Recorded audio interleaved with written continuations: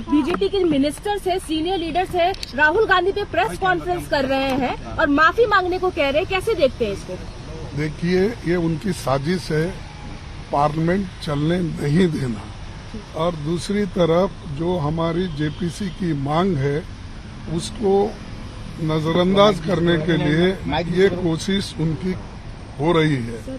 और तीसरा उनका काम ये है कि किसी न किसी ढंग से जो अनएम्प्लॉयमेंट, इन्फ्लेशन और जो चाइनीज बॉर्डर पे आज एनक्रोचमेंट हो रहा, ये सारी चीजों को एक तरफ रखने के लिए और लोगों को ये दिखाने के लिए कि राहुल गांधी जी का एक डेमोक्रेटिक स्पीच के बारे में ही बात करना।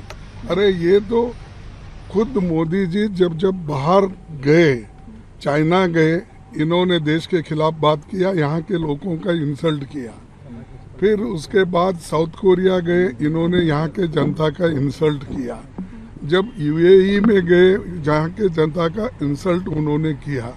यहाँ तक नहीं, कनाडा में गए, वहाँ भी उन्होंने हमारे देश के लोगों के खिलाफ बोला। और ये कौन सा पाप हम किए हैं कि हम हिंदुस्तान में पैदा हो गए, ऐसी बात बोलने वाले देशभक्त होते हैं। डेमोक्रेसी के बारे में ये तो डिबेट डिस्कशन में आई हुई चीज रहती है। उदाहरण के तौर पर बोलता हूँ, इस देश में अनटचेबिलिटी है नहीं है, है ना?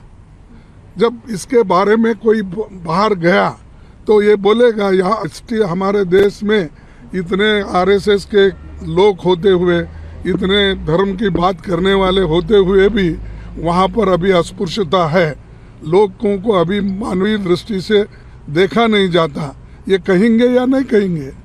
वैसा ही डेमोक्रेसी जो कुचल रहे, कल आप देखे होंगे, कल ने तो हम पीसफुल डेमोन्स्ट्रेट कर रहे थे, लेकिन किसने रोका?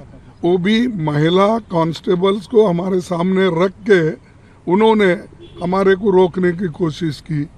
और ये जो है अदानी का इशू ये बंद करने के लिए या उस पर चर्चा नहीं होना और उनके फेल्यूअर्स जो है पार्लियामेंट में डिस्कशन नहीं होना, ये उनका मंशा है। कभी सुने आप? रोज उठ के रूलिंग पार्टी के लोग ही गड़बड़ करते हैं। अभी अपोजिशन के उठते नहीं बोलने के लिए, लेकिन सरकार के लोग पहले ही उठते हंगामा, माफी मांगो माफी मांगो। ये क्या है? क्या इंस्टिगेट, खुद इंस्टिगेट कर रही सरकार और दूसरों को डेमोक्रेसी बात सुनाती है। माफी मांगने का सवाल ही नहीं।